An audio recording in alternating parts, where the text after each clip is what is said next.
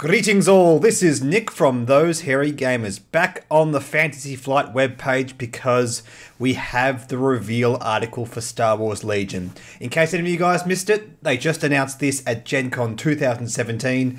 I quickly made a rushed video last night, but back then we didn't have any official articles. We just had a few snaps from the presentation, but here we go. We have a front page and a reveal article for the core set of Star Wars Legion. For those of you that missed it, this is a tabletop game. Similar to the kind of scale of something like Warhammer 40k. Like 40k, it's a tactical squad-based game. Your troops are comprised of troopers and bikes and walkers and all that kind of stuff. And you have heroes as well, like Jedi. Now, before we dive right into the article, I want to have a look at a couple of things here on the front page because there's a couple of interesting points to make here.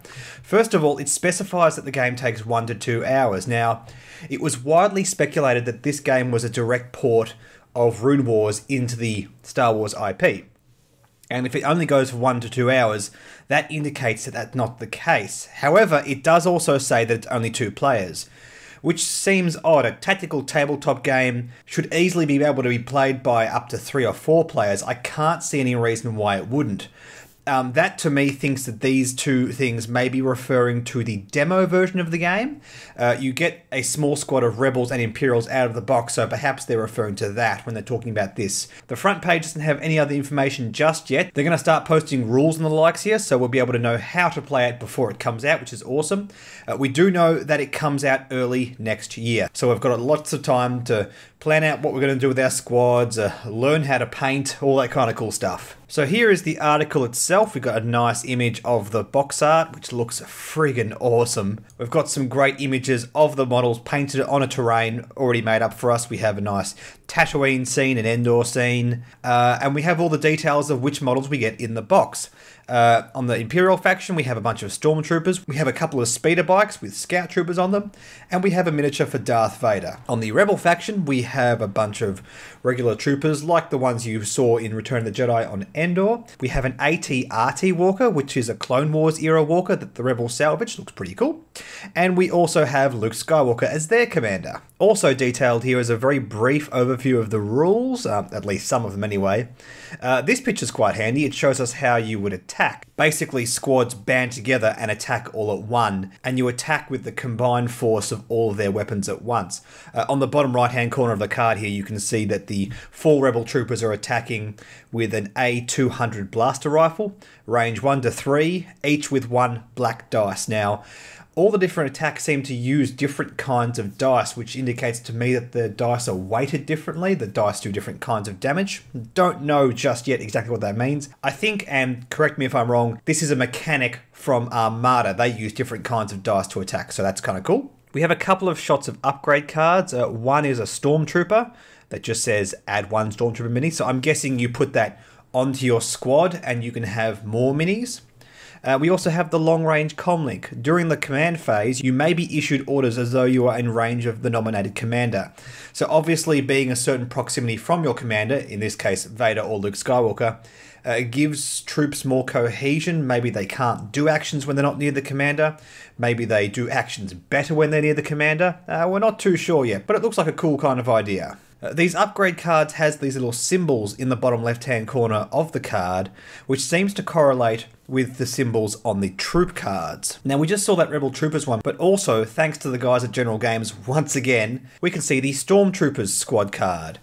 There's a lot going on here. It's pretty easy to work out what a lot of this means. In the bottom right-hand corner here, we have blaster rifles, shoot range 1 to 3, each with a white dice.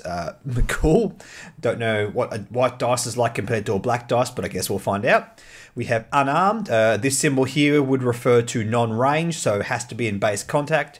And you fight with 1 black dice. Cool. Now, on the left-hand side here, we have some symbols. Now, they seem to correlate with those symbols on the upgrade card, so perhaps that's telling you what kind of upgrades you can take. My first impression was these referred to the kind of actions your troop could take. Maybe all troops can take the same actions and you just get to choose no matter what. But that symbol there, for example, correlates to the Stormtrooper card. We also have this number in the top left-hand corner, which seems to indicate squad point cost. Cool, that makes sense. We have keywords in the middle of the card. Stormtroopers, for example, have precise 1. When you spend an aim token, re-roll up to 1 additional dice. Seriously? Stormtroopers, precise. Come on. We also have this number here, which I'm guessing refers to the amount of stormtroopers you field in this squad by default. And the reason I'm thinking that is because the extra stormtrooper mini card cost 11 points. This guy cost 44 points, and you get 4 of them. That is exactly 11 points each. That's my thinking there. There's a few stats over here on the right-hand side, which doesn't make a whole heap of sense to me. Maybe they refer to health, movement, but we will find out as more gets revealed. We also have here the squad card for the 74Z speeder bikes. Squad point cost 90, I assume. Now we have this symbol here, which correlates to the Comlink upgrade card, which makes perfect sense. On that card, there's a picture of a scout trooper, so that makes perfect sense. Cover 1 while defending. Against a ranged attack, improve your cover by 1. Cool, so there's cover mechanics. Speeder 1. When moving, ignore terrain that is height 1 or lower. When you activate, perform a compulsory move. Okay, so it has to move. It's obviously meant to represent that it's quite zippy, but it can ignore terrain to a certain extent. So that to me says there's some kind of mechanic where your troops have to move over a certain height of terrain. It affects their movements. They either can't do it, or they move slowly, all that kind of stuff. All these symbols on the right-hand side, which I just have no idea what they mean. If you guys have any idea what these kind of things mean, let me know in the comments and we'll talk about that later on. The different kinds of weapons. Interestingly enough, the AX-20 blaster cannon is fixed to the front and impact 1. Not sure what impact 1 means, but fixed front, that's obviously means it can only shoot forward, which is cool. So that means by default, all other weapons can be shot in a 360 arc, which makes sense. They're blaster rifles. You can just turn around and shoot easily enough. All makes sense. Okay, this is the final thing they have to reveal. Last but not least, we have the unit card for Darth Vader. Costs 200 squad points. I guess that's a lot. He has deflect while defending. If you spend a dodge token, you gain whatever that is, If it's a ranged attack, that attacker suffers 1 wound for each whatever that is rolled. So we have these symbols, upside down triangles, one with like a strike in the middle. I've got no idea what those refer to. We're going to have some more information on this, but it's something to do with the core stats of Vader. It looks like this is meant to be some kind of mechanic relating to reflecting bullets with his lightsaber, so he gets to deflect them back at his attacker. Cool, sounds awesome. Immune Pierce. Pierce cannot be used against you. I guess that's referring to him blocking with his lightsaber.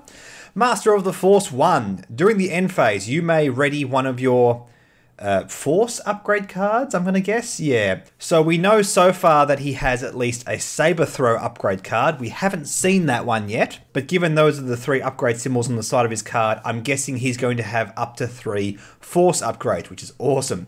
Relentless. After you perform a move attack, you may perform a free attack action. Oh, okay, cool.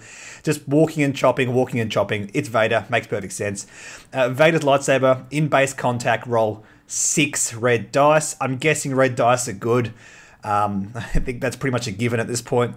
Impact 3, Pierce 3. Yeah, he gets into base contact with something and he just messes it up completely. I love his mini. I love the image in the top right-hand corner of him just holding his saber back and choking someone. This looks so cool. And there we have it. That is the first little lot of information on Star Wars Legion. This looks awesome.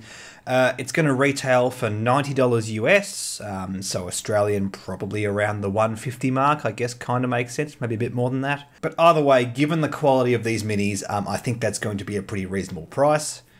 We don't know what they're made of, whether they're resin, metal, or plastic. Probably plastic, knowing FFG. They do a lot of cool stuff with plastic minis, so that'd make a lot of sense. But perhaps the Commanders or the other more important minis might get like a resin casting or something like that.